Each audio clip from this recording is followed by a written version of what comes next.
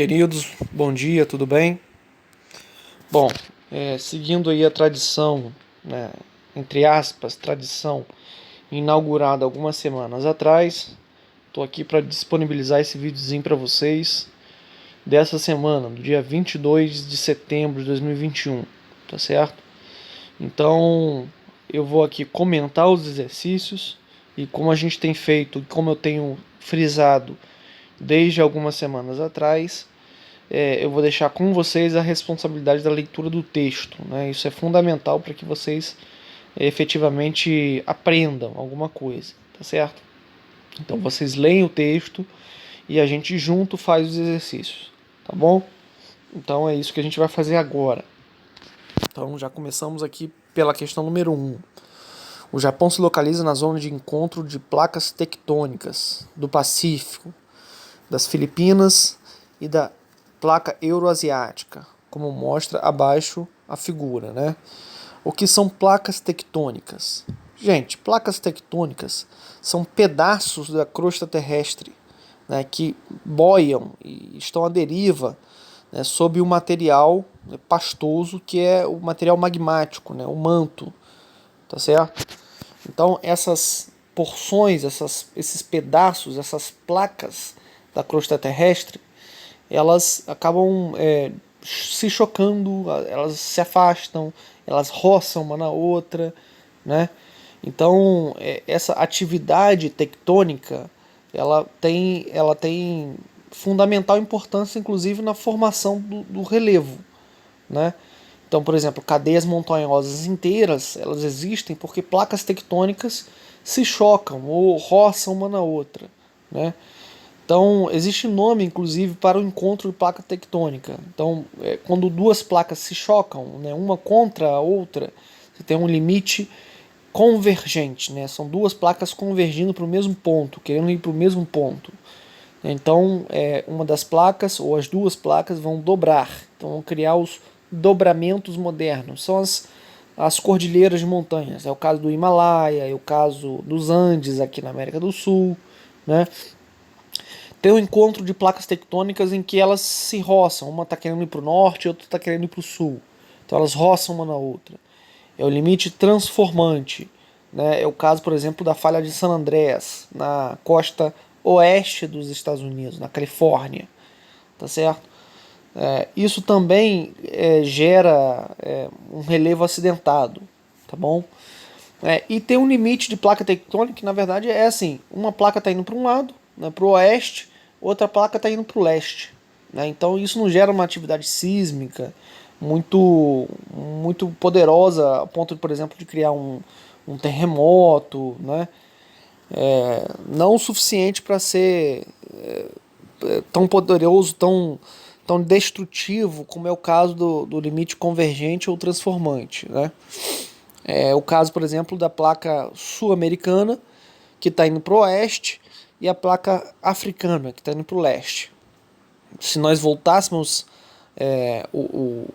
na história, nós veríamos que esses dois continentes, a África e a Ásia, no passado estiveram juntos, né?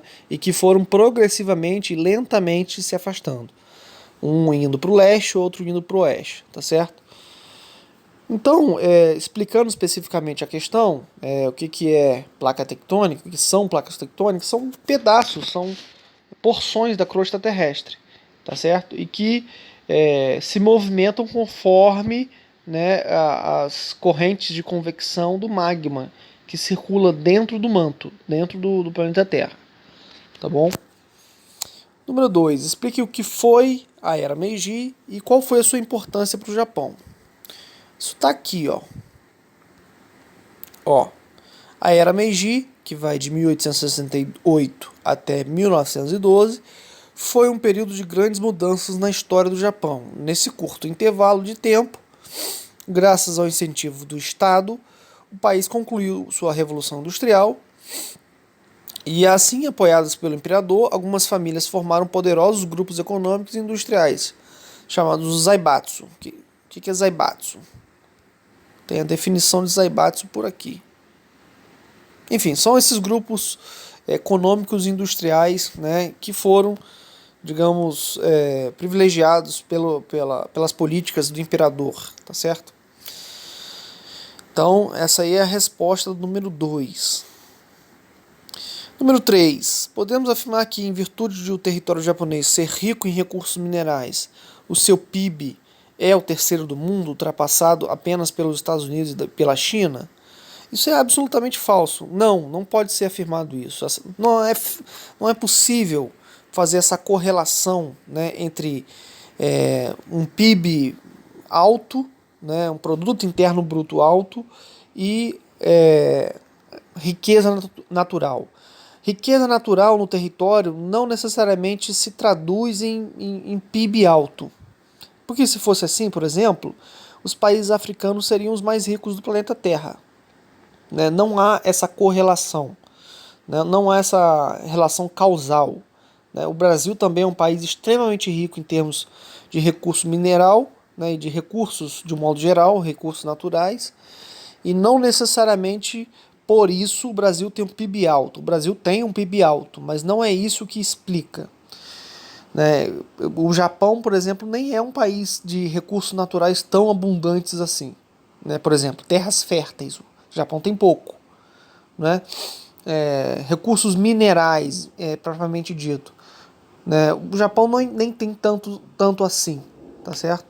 Então, o que explica o PIB alto no Japão são todos os investimentos que o Estado japonês realizou, né, na história. Né? Por exemplo, a Era Meiji é um pedaço dessa resposta. A Era Meiji foi importante porque, nesse período, o Japão, por exemplo, realizou reforma agrária, né, investiu em industrialização, e tudo isso se reverte economicamente de forma muito mais, digamos, progressiva, se reverte em qualidade, inclusive, né, salarial, né, as pessoas vão ter melhorias salariais muito mais sensíveis do que se não fosse assim, se não fosse feita a Revolução Industrial, se o país tivesse permanecido um país agrário, né, exportador de produtos agrários, ou enfim,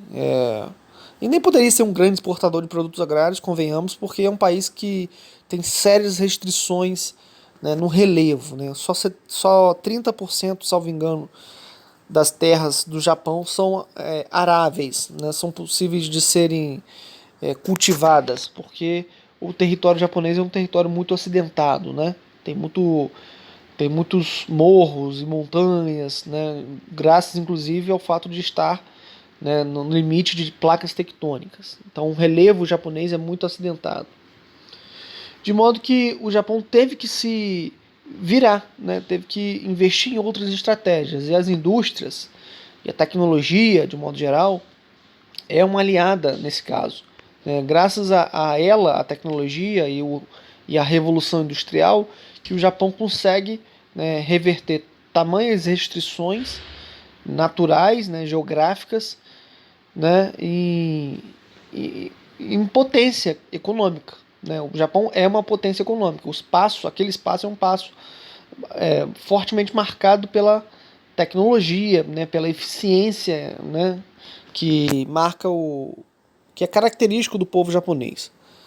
Tá certo, gente? Então não é possível